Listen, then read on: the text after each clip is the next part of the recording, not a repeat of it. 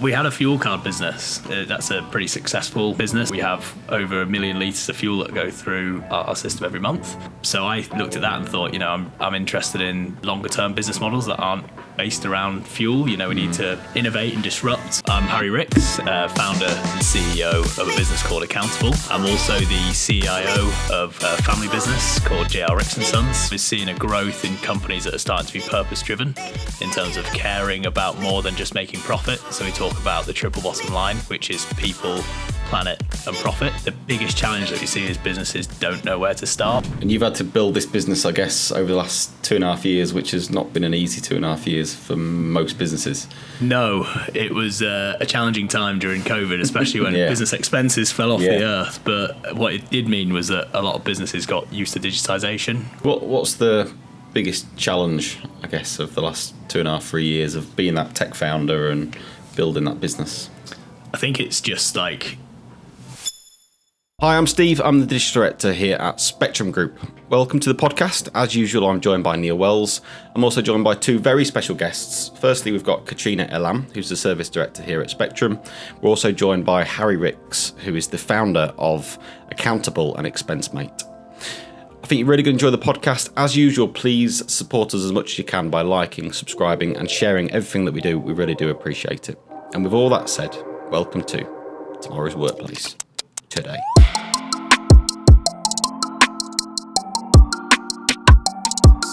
So welcome to Harry Rix. It's nice to be here. Thank you for having me. No problem at all. So for listeners, watchers, do you want to introduce yourself, who you are, what you do? Yeah, definitely. So I'm Harry Rix, founder and CEO of a business called Accountabl, previously called ExpenseMate, which I'm sure we'll get into throughout the discussion. I'm also the CIO of a family business called Rix and Sons, which has been trading for over 150 years now. So I wear a few different hats. I like to keep myself busy. Excellent. Very good. So we'll come on to Rix later on in the podcast, but for now, let's just understand a bit more about, first ExpenseMate and then Accountabl, what those two organisations do. Yeah, definitely. So, Accountabl, what was previously ExpenseMate, is a finance automation tool. So we do automated expense management. So prepaid cards that link into a software system that fully automates an expense journey from payment right the way through to reconciliation into accounting packages. What we do that's a little bit different is we've brought in some sustainability reporting into the platform. So you'll have seen a growth maybe in businesses caring more and more about their carbon footprint. We've decided to bake that into our tool to mean that we're not only automating finance processes, we're also automating that element of sustainability reporting to engage employees about their carbon footprint. Okay, and in terms of Accountabl taking that in the direction of kind of environmental, what led you to take the business in that direction? Yeah, so we really wanted to become unique in the marketplace. I'm sure a lot of people know there's a lot of different expense tools. We do think that our customer experience is, obviously one of the best in terms of the card linking directly to the system, but we wanted to have another USP. And I was seeing a growth in companies that are starting to be purpose driven in terms of caring about more than just making profit. So we talk about the triple bottom line, which is people, planet and profit. And I think our product kind of goes into each of the three of those areas, which I can delve into later on. But yeah, we wanted to create something different, and we wanted to make it so that employees could engage in what their carbon footprint was, because it's often, if you buy a flight, you don't necessarily think about the cost implication, but do you think about the environmental impact? And we were in a unique position where we could build a tool that engaged people in what does it cost, but also, what's the environmental footprint? And that's really the kind of purpose that we're trying to get to is to look at metrics beyond profit with the tool. So how do you, at a high level, how do you do that? And so this week, or today, I booked some train tickets to go to Birmingham with me and Neil on Wednesday. So sounds like great fun. Yeah, I'm sure it will be, hopefully. Well, we're going to the Accounts Payable Association conference, so what could be more fun than that? But you guys really know how to live. So talk us through then. So how would you calculate the carbon footprint of that? So we do two different calculations. With the Accountabl card, we know that you've purchased a ticket through a train company because of the merchant category code. So the first thing we'd look at before you've even entered any information is how much money have you spent and who is it with. And if we know it's with a train provider, there are basic emissions factors that you can do a spend-based analysis of that expense. Because the employee engages with the platforms to take a picture of the receipt, they actually also type in things like the location that they travelled from and to, and the class of travel that they travelled on the train. And that enables us to do an activity-based calculation, which takes into account the distance travelled. And that means that it's a far more accurate calculation. So we give two different calculations, basically an immediate one as soon as you spend the money, but then a more accurate one once the user's submitted the expense. And because we're automating some of the aspects like entering the amount, the retailer, because we get that from the card, we feel like we can ask for a couple more things. Scope 3 business travel is the last area that you have to report on. And that's exactly what our tool automates, is that Scope 3 business travel, because you're an expense. We're an expense provider. So, if you were thinking as a company, what do I have to report on? It's on that Scope 3 business travel. You can go to the nth degree and go crazy and try and look at everything. But realistically, that's not something that you can impact as a company. What you can impact is my travel policy says, Steve can get a train with Wellesley to Manchester versus, flying or whatever. I mean, good luck getting a flight from Humberside to Manchester. Helicopter. But you know what I mean, in terms of like you can measure the difference in those two types of travel. Not ruling it out. Okay.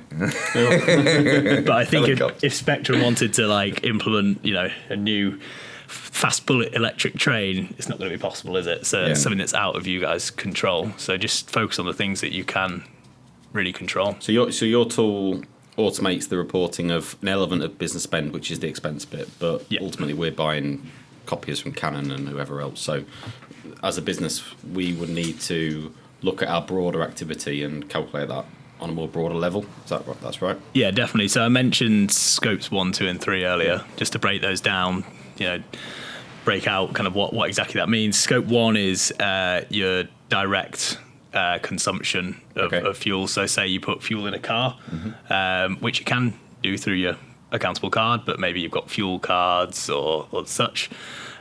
Scope 2 is indirect emissions. So that's things like your electricity that you're using. Someone else is burning the fuel, but you're using the energy directly. And then Scope 3 is your value chain emissions, and that's your upstream and downstream. So you're buying copiers from Canon, but then maybe you're selling them to Harry Rix and Sons, and then there's maybe some transportation in terms of like that. So you look to measure scopes 1 and 2 first. And then once you've done that, you've got the more complicated process of actually looking at your whole value chain. And that is a really difficult process. And that's when, you talked about what level do you go to.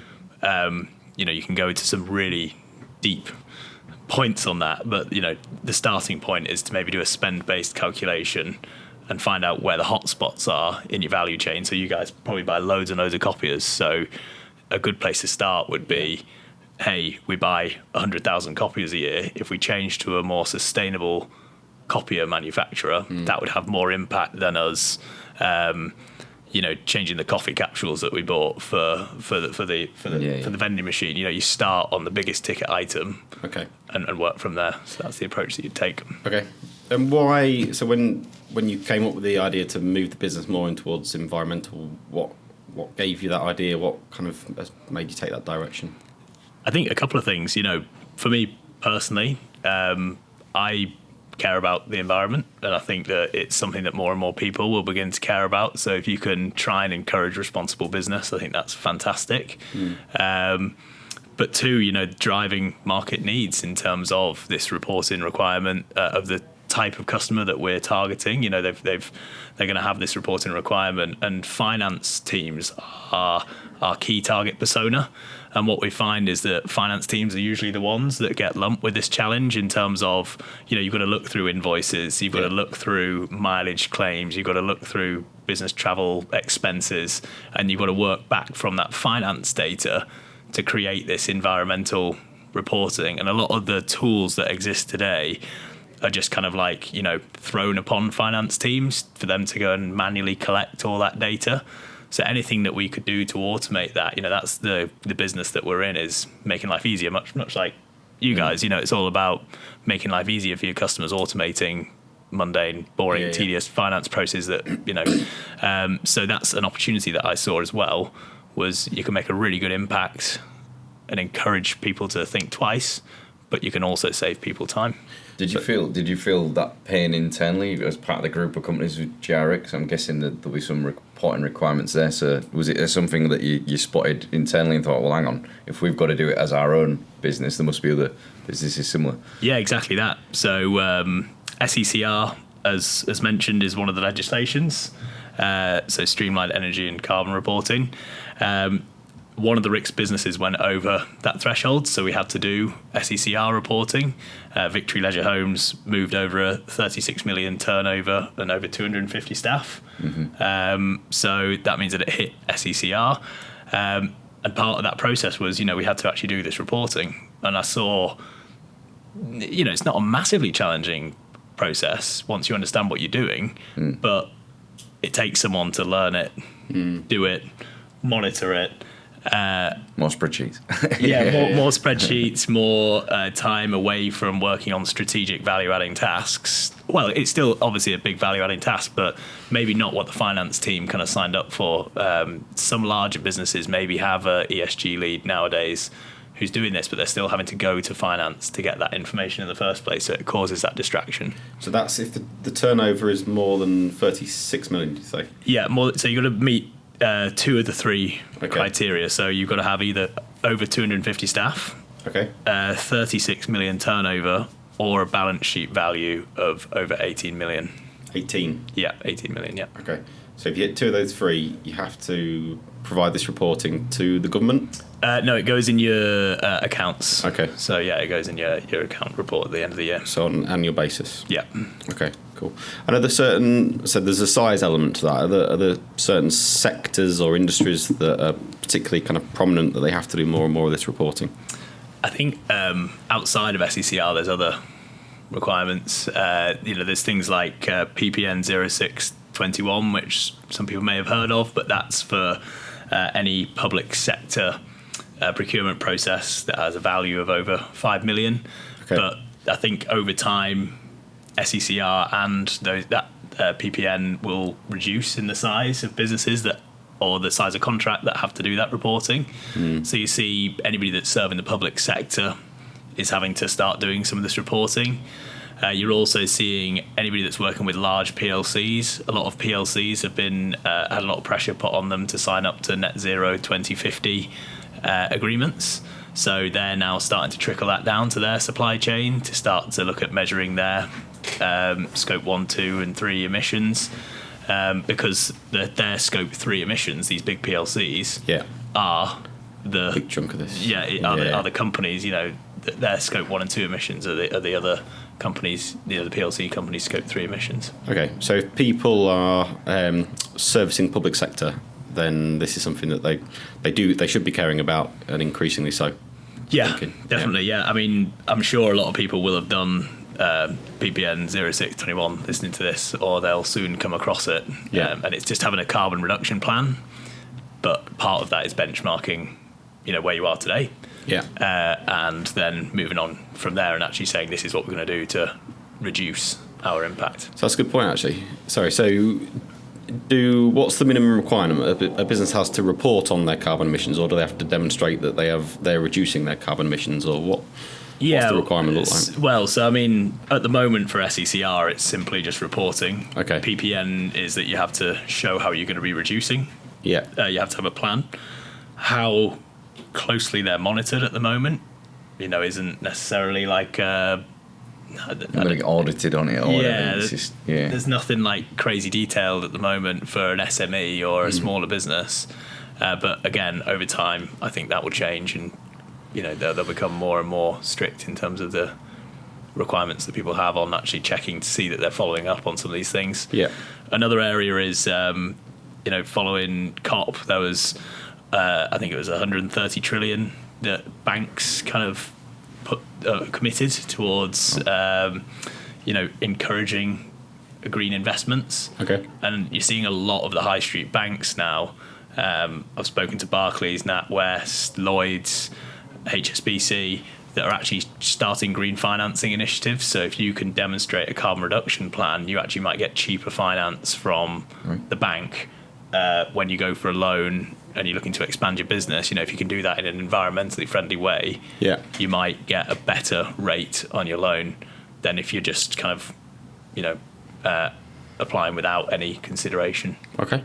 Yeah, we were talking beforehand. We do a bit in the public sector on the print side of the business, but certainly the plan over the next few years is to do more and more of that. And Cat is spearheading a lot of our kind of activity in terms of environmental. So I guess any more tips for us? So other than we should be looking at how we report on it, anything else that we should be doing to drive that credential? Just, in terms of driving the credentials, work out what your benchmark is. That's the first place to start. What are your scope 1 and 2 emissions, and maybe looking at the biggest areas of your value chain.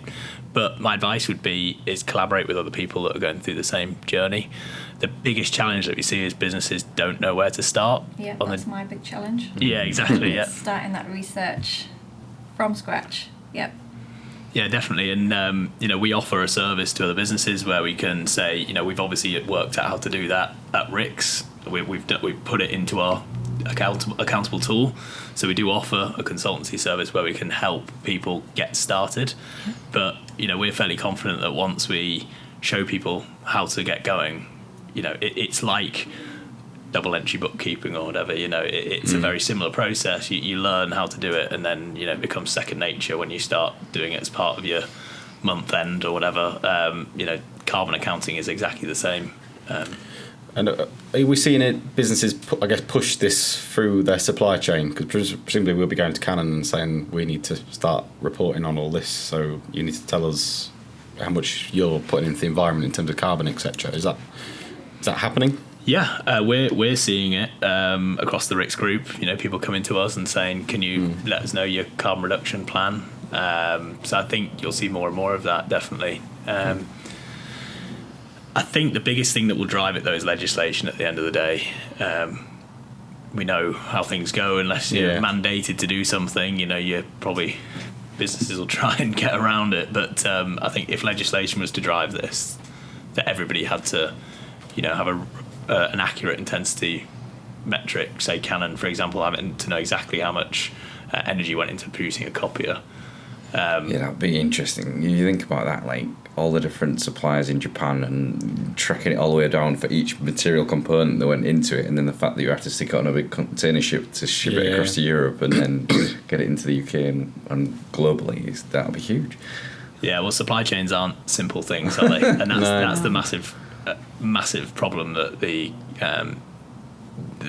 sustainable world has, is that it's not as simple as just going to one. If you go to Canon, that's they have to then go to their however many thousand suppliers that they deal with from across the world to actually build that accurately, and that's no easy feat, is it? You'd need a team of probably 20 people working full time on that to get to the bottom of it. That was the topic, or that came up in the previous podcast, because it was like, how far do you go?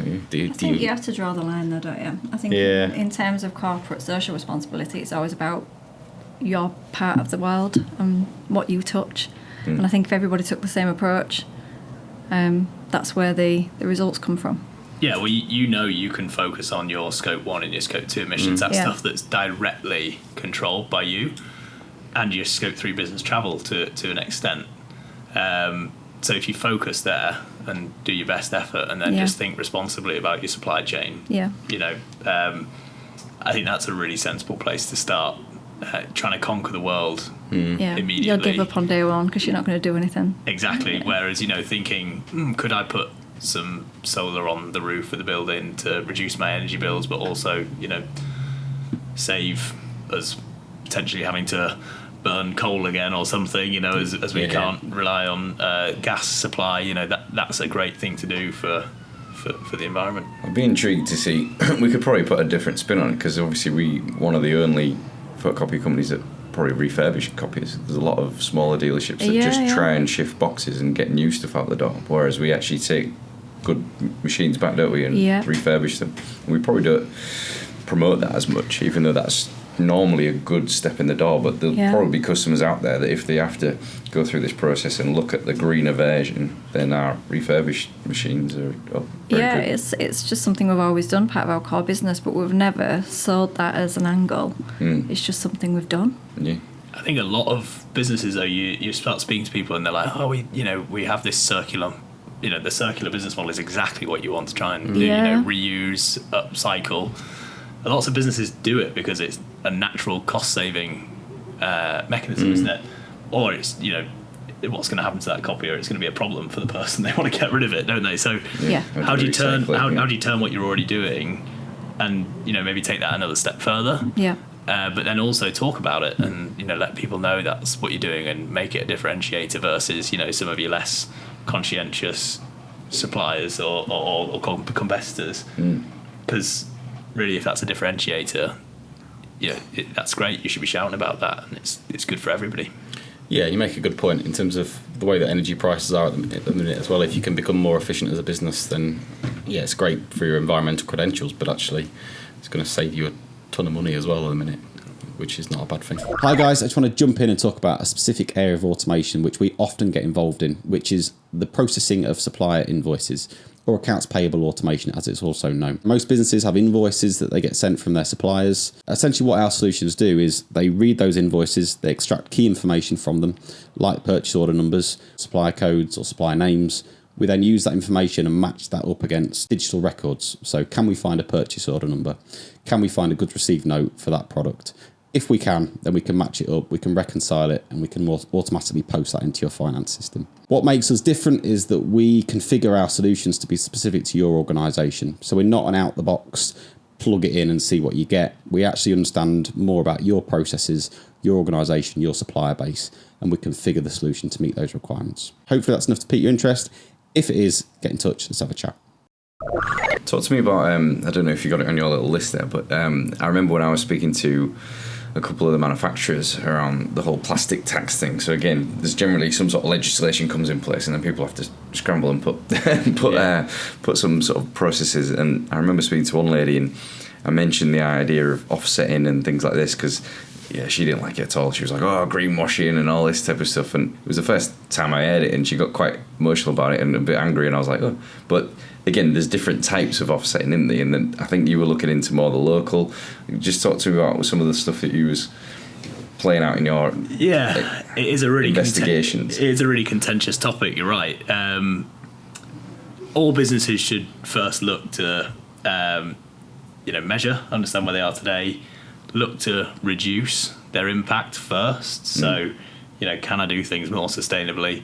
But then some businesses will always have those residual emissions, and that's where you've got to be really careful. Is if you're just measuring and then offsetting everything, and maybe not really looking into the quality of those offsets, you're just greenwashing because you're just saying I've spent some money and I've kind of got a clean conscience now. But whereas actually, if you look to reduce as much as you can, but then there's still an element of your kind of consumption that you can then think, right, how am I going to invest in something that has a positive impact on the environment, whether that's things from tree planting right the way through to can support cook stove technology innovations in Asia, or whether it's something local, like you say, you can get involved in maybe something that we've been looking at Rix is how can we get involved in encouraging regenerative farming, because we've got a lot of customers that are agricultural customers.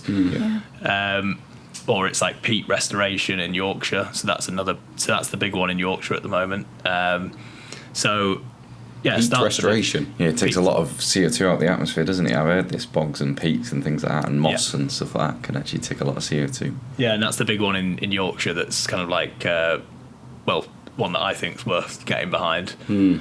But the one in regenerative farming is a little bit more complex. None of these things are like straightforward. It's really difficult to actually scientifically say if you leave your field for a year and let it kind of just naturally regenerate, what impact does that actually have on the environment? They're still creating that standard, but on the peat side of things, that's quite a well formulated framework. So that's a really good project to get behind. But you should only really look to do that once you've tried to reduce your emissions as much as possible.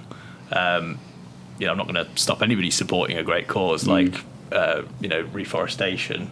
But really, you should think about what can I do to reduce my impact before I, it's like turn off the light, don't leave it on.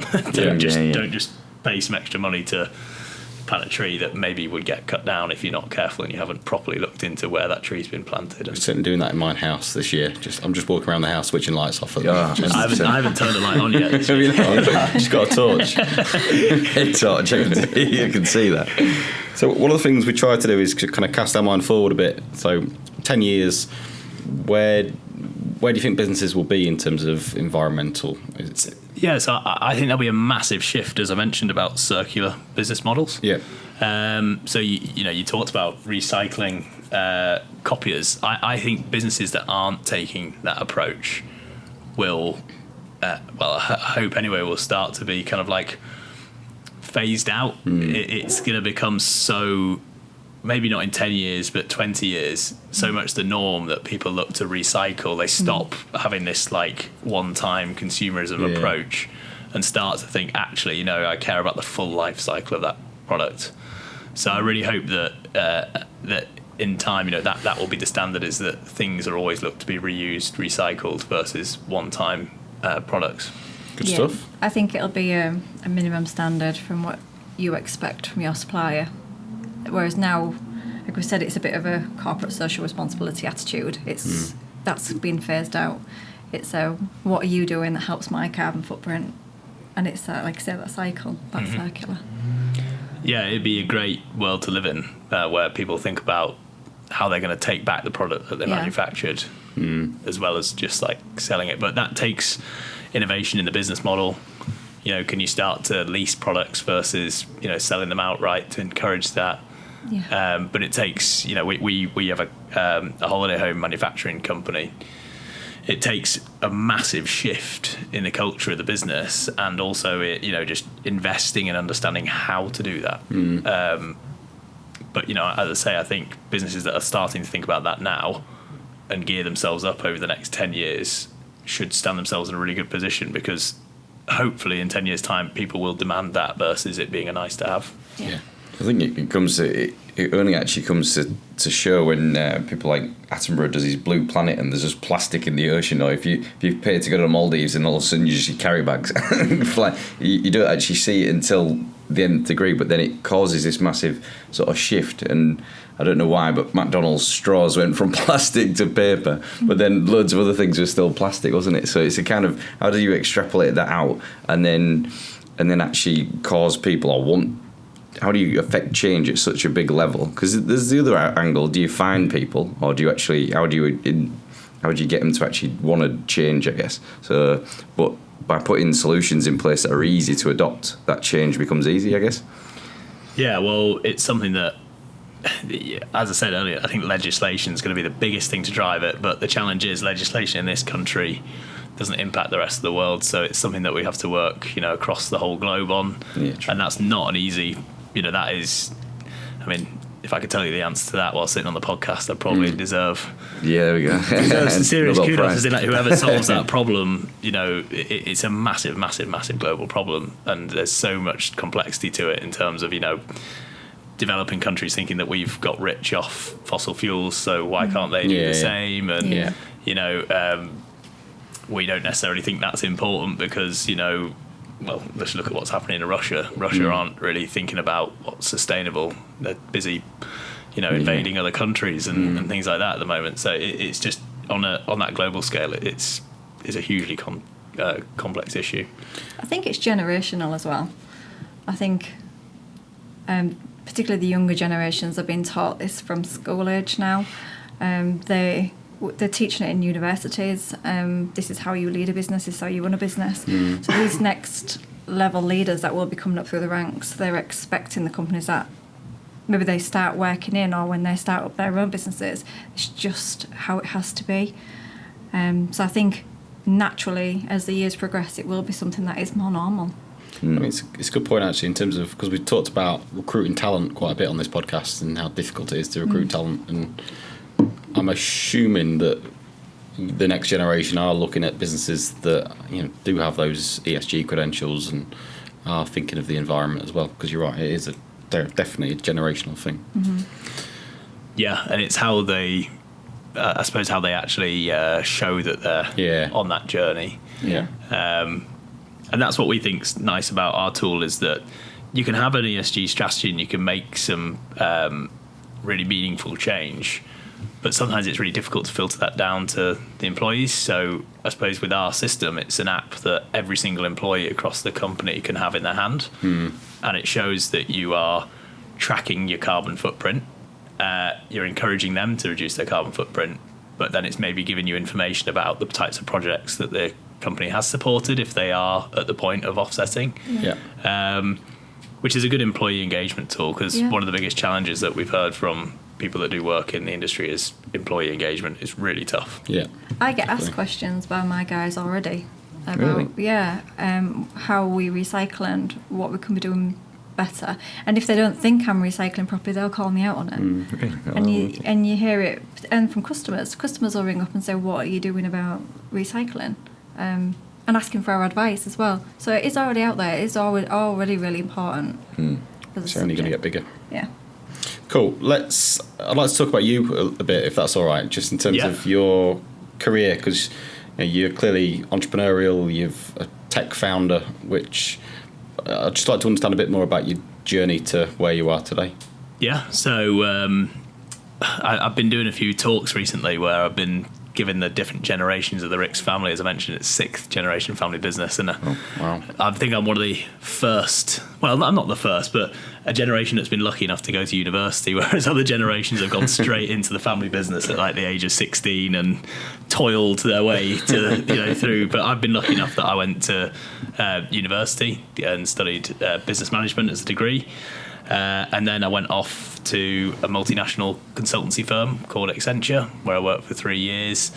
I worked in payments at Barclays for a while, which kind of explains maybe why I'm in fintech now. But then I also worked in the innovation team there, which was all about rapidly prototyping products, getting them in front of users, getting feedback.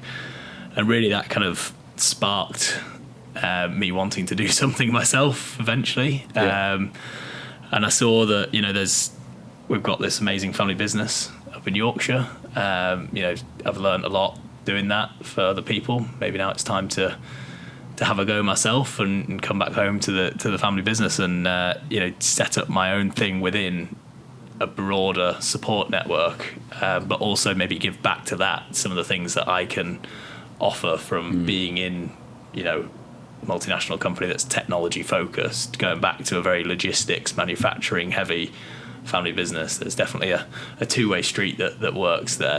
I learn a lot from them. They can take a few things from me as well. So how did you get started then once you arrived back in Hull and said, I want to start a tech element of the business? Yeah, we had a fuel card business. Okay. So that's a pretty successful business. That's we have over 1 million litres of fuel that go through our system every month.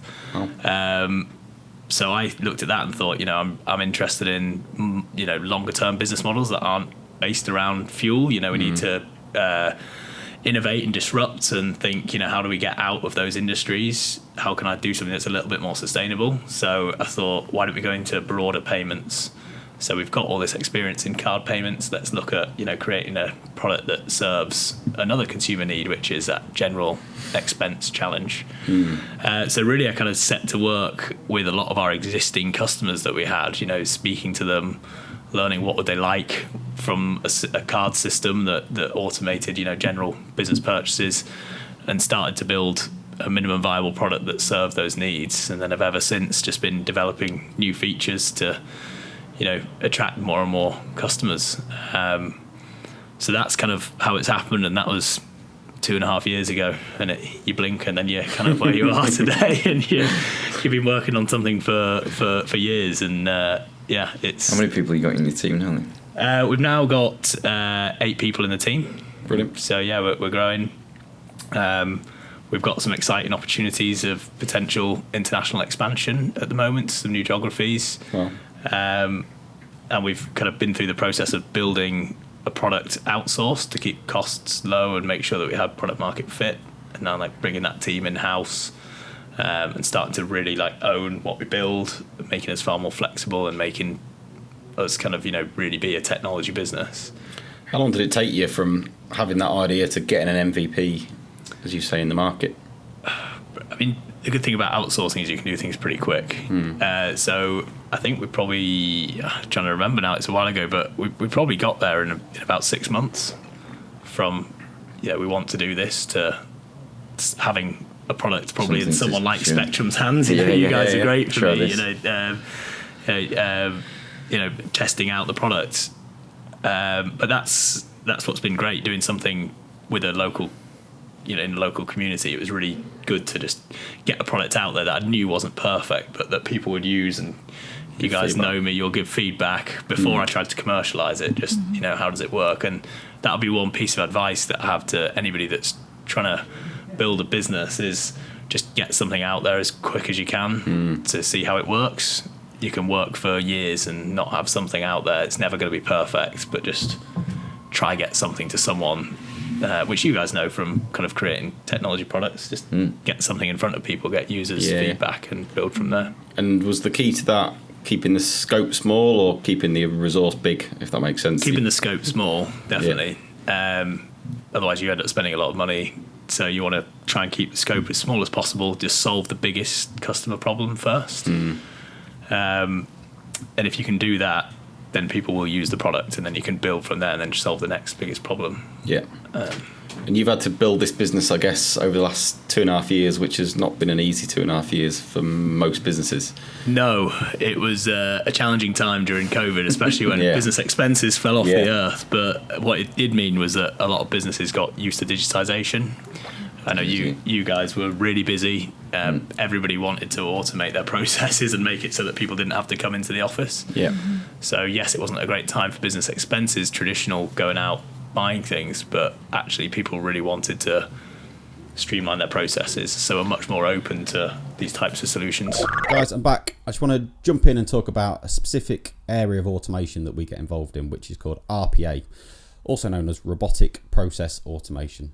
Basically what that does is it replicates human behavior. So we use software bots to replicate human behavior. So anywhere where you've got people or teams of people going onto different systems, copying, pasting data, going onto web applications or portals, downloading information, uploading information, any of that stuff tends to be rule-based. Go here, do this, do that. And instead of using your people to do that, actually you can use a bot to do that. So we can configure a bot to do exactly that process. It's a massive growth area, really exciting technology. Gartner talk about it as being the fastest growing enterprise technology in the market.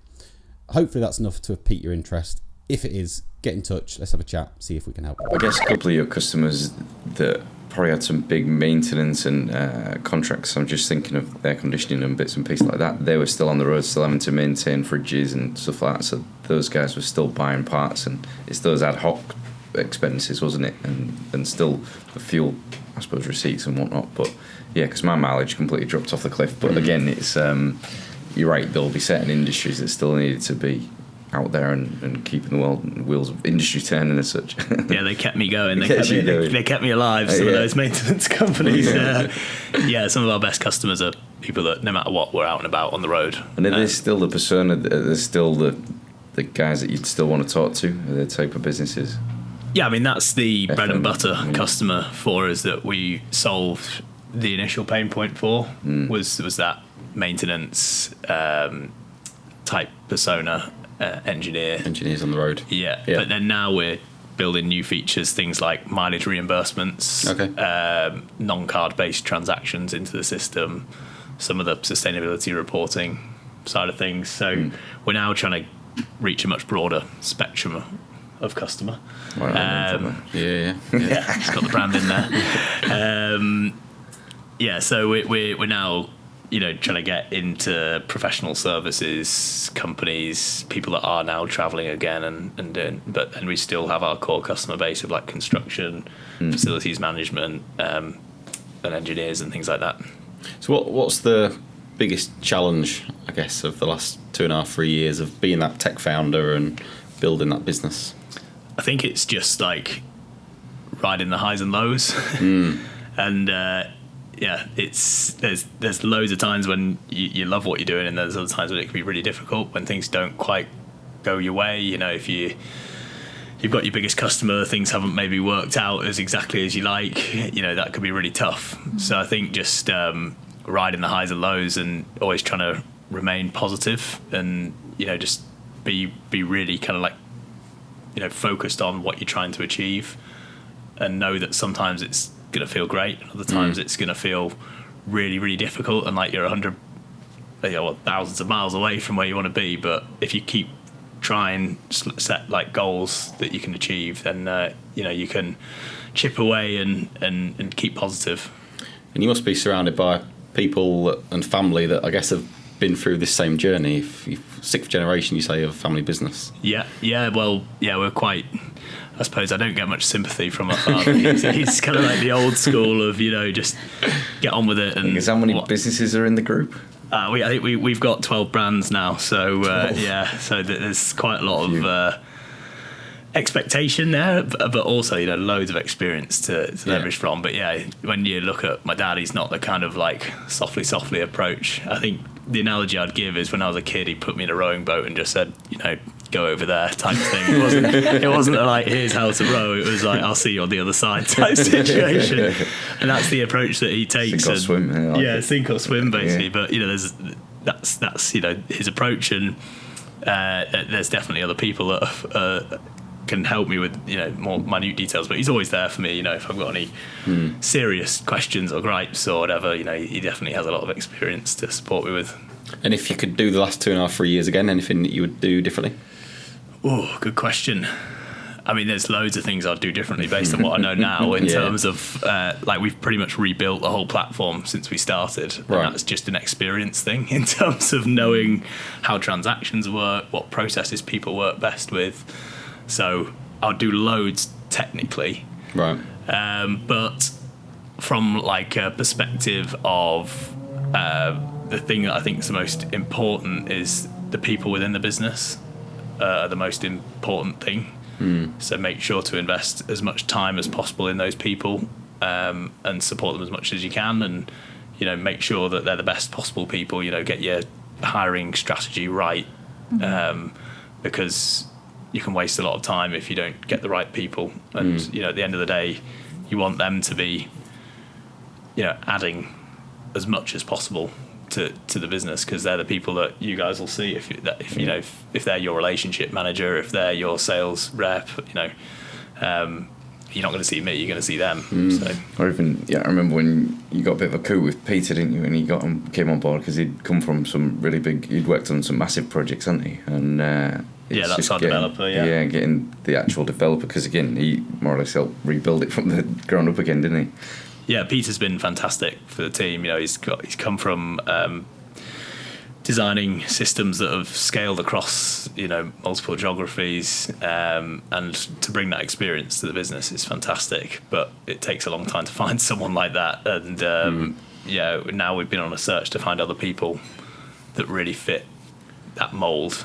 And it can be frustrating at times, the highs and lows, when you've interviewed 10 people and no one seems to fit, and you think it's never going to happen, and then usually out of the blue someone comes up. And are you looking globally, or are you looking kind of local to Hull? No, we're looking locally at the moment because we're still a small team, and I think it's quite important. We do a lot of remote working, but I still see massive value in having that once a week, even once a month, face-to-face communication. So we look across the Yorkshire region, but we like to be able to see people and get them to be really part of the culture. So we haven't quite gone for that like national coverage yet, and we haven't done anything international. But I think as the business changes over time, that maybe would change. And with some of the kind of geographical expansion stuff we're looking at, that will have to change. It'd be a lot better to have people with context of local markets if we're trying to sell into different markets. So. Yeah, of course. How did that come about then? You might not be able to tell me the specific markets, but what made you think of a different market in a different country? Well, we're starting to look for a different route to market in terms of not necessarily doing direct B2B sales, so doing B2B2B. basically. Okay. So Through partnerships. Through partnerships, yeah. So we started to look at other software platforms that might be interested in our user experience, and we came across a company in a different geography that wanted to build what we had, and it was going to be much quicker for them to work with us than to try and build something themselves. So we're now in the process of working out with them, how that partnership would work, and hopefully it'll lead to a really quick route to market in terms of like building things for them, but for us, exposure to a lot of customers that would take us ages to acquire if we were doing that organically. And I guess it depends on obviously what type of country you're in, but that particular country might have a different thought process about the sustainability side of things. So again, if they're a bit more eco-friendly and things like that. So again, that would be interesting to see. Yeah, and tax law and things like that. Law, yeah. Like, that's the big challenge, because at the end of the day, we talked a lot about sustainability. Our product is a finance automation product like yours. Commercially, you need to make sure the money makes sense. Yeah, so we like our core. We do sustainability reporting as well as consultation, but the core technology product that we have is a finance automation tool, and we've got to do a tax and expenses right before we can do the value add sustainability stuff. So going into new geographies, you've got to learn all about how they do mileage reimbursements in a company X, and it's just when you think you've got your head around it in the UK, you got to start thinking it's about not just in the UK, isn't it? Let alone new countries. Yeah, so that's a massive challenge, because you've got to kind of go back to the drawing board again as to how the database structure works, and you just got to be constantly open to going changing how things are done, I suppose. Good steer. Just talk to us about Rix. It's a fascinating business. So you say 6th generation. How did it start? It started as a shipping business. Right. So I could go into detail, but in 1873, it was. So we're coming up to our 150th year next year. Oh, yeah, so actually. I'm doing some stuff around that, which is going to be really exciting. But yeah, my Robert Rix, 6 generations ago, kind of he built ships on the River Tees, and right. as was the thing at the time, he took a share ownership in the ship that he bought, and kind of that was the birth of the Rix business. And then he moved to Hull in 1883, and we've never left this beautiful city ever since.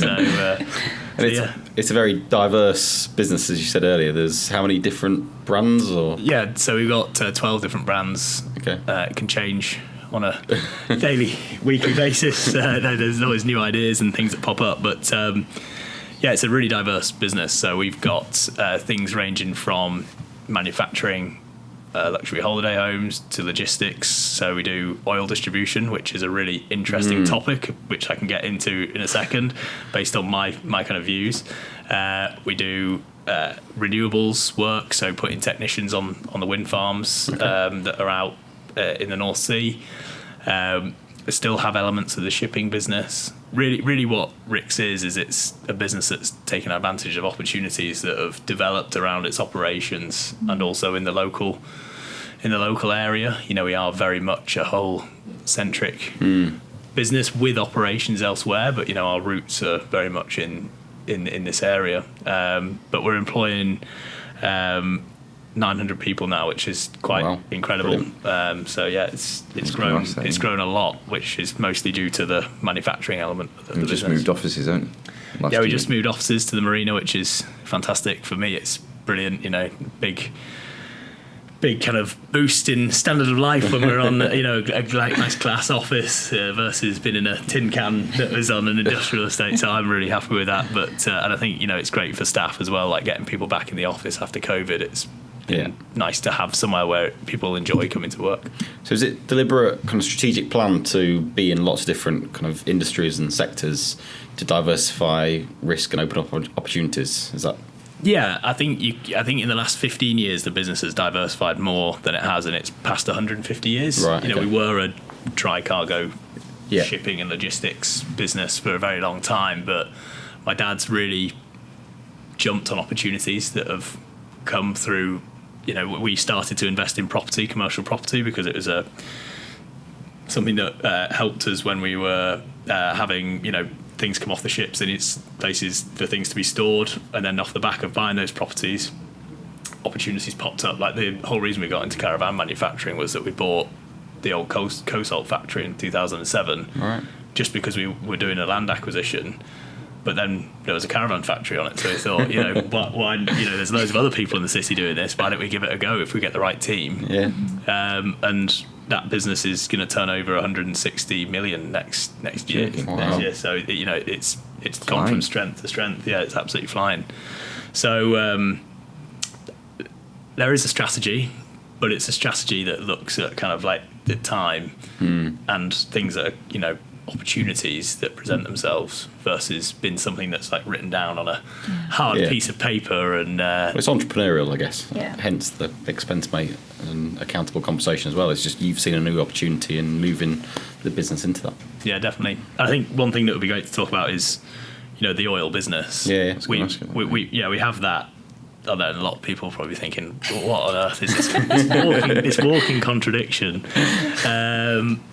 I've come into the board. That's something that we did before I was, it's something that we've done my whole lifetime.